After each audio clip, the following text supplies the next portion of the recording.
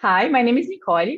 I'm a PhD student at PUC-Rio, and this work was developed with Professor Sidney Opashnik and Professor Márcio Carvalho, and it's entitled Foam Generation During Gas Invasion of a Porous Medium Saturated with Surfactant Solution.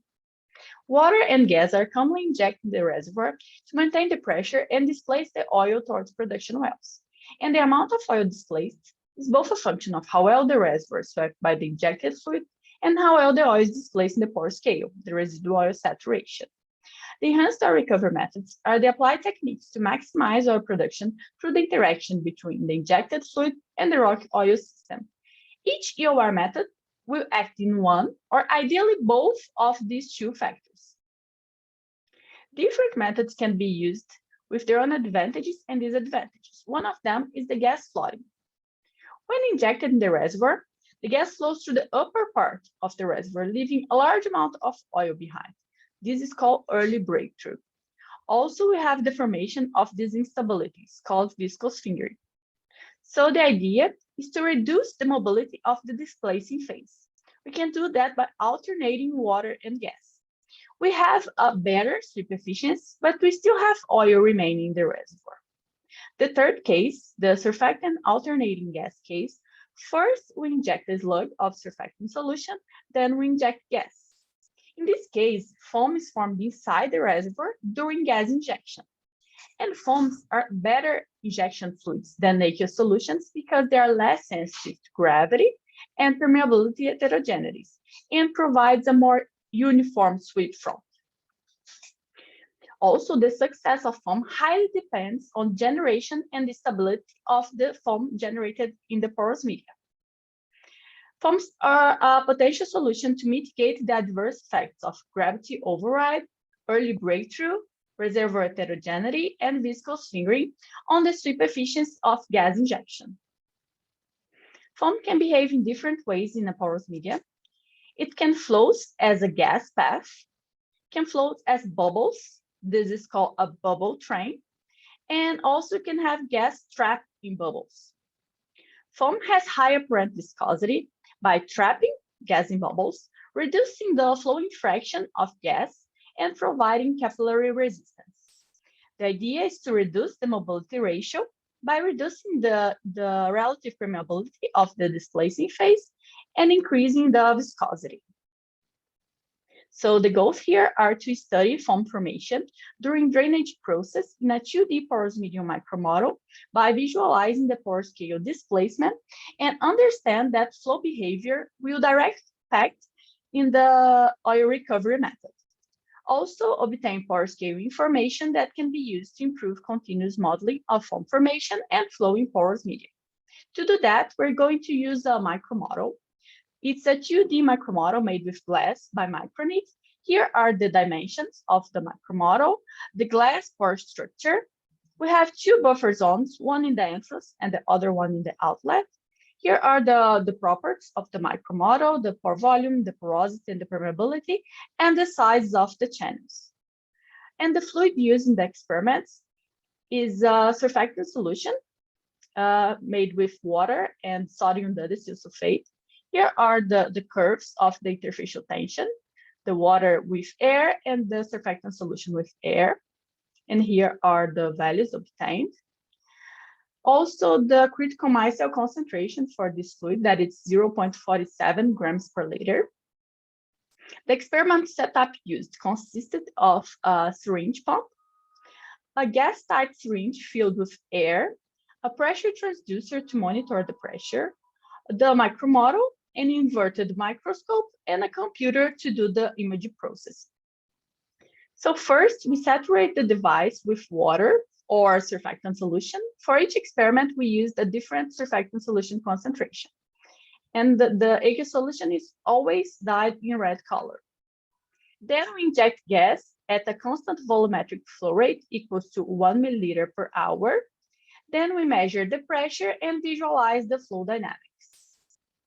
Here is a base case. In this case, we saturated the device with pure water dyed in red color, and then we displace this water with gas.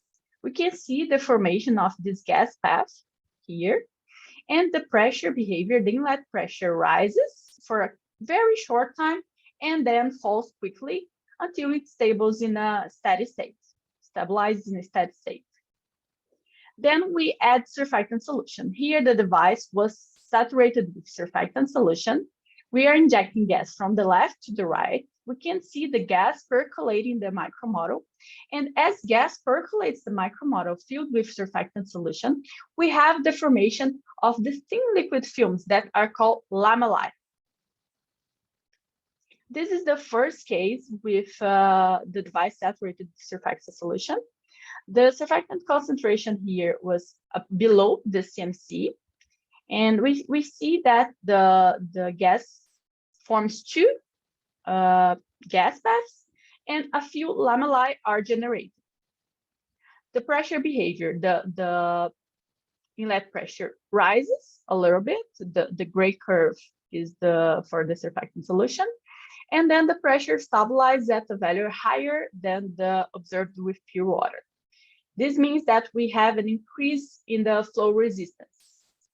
Now, adding much more surfactant. Here we are at the CMC, and we can see that many more lamellae are generated. You see here. And the inlet pressure increases for a long time. This is the light green curve, the CMC, the 0.47 grams per liter.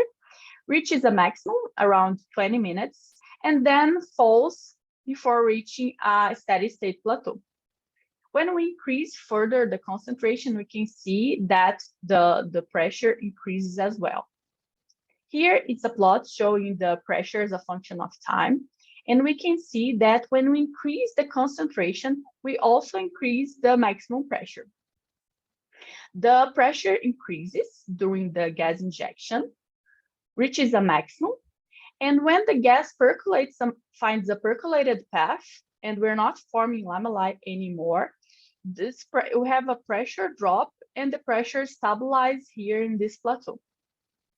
To understand the flow dynamics, we're going to visualize the flow in an area of the micromodel.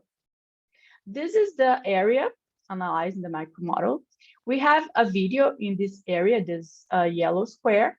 We can see the gas flowing, can see the lamella forming, and the idea here is to quantify the number of lamellae to understand the pressure behavior. To do that, we're going to use an ImageJ processing tool. The first input is the image with the device saturated with air. We call this matrix. We're going to use the binary image, this black and white image. The second input is the image with lamellae. We can see that the lamellae is these lines here. We also is going to use the binary image. Subtracting this image from this one, we can identify the lamellae. And the next step is to separate the lamellae and quantify them. This procedure was done for all the experiments, and this is the result. We have here the number of lamellae per millimeter square, or the areal lamellae density. And we can see that when we increase the concentration, we also have maximum lamellae number increase. So the higher concentration leads to a higher lamellae number. The conclusions are that the lamellae are formed, which create resistance against the gas flow and thus increase the magnitude of viscous forces against capillary forces. The pressure behavior does not depend only on the surface tension. The surfactant concentration changes the population of the lamellae that compose foam, impeding the free motion of gas through the porous media. Also, we obtain detailed information on the dynamics of lamellae formation that can be related with the macroscopic flow behavior. I would like to thank you all for the attention.